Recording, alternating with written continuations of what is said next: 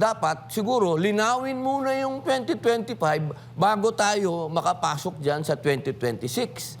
Dahil napakadami pong question ng mga tao dyan. Isipin po ninyo, nandiyan din yung flood control, na mga ghost project dyan sa flood control na yan, na kung ikukumpara po ninyo, ang budget po natin doon sa 2025, 6.3 plus.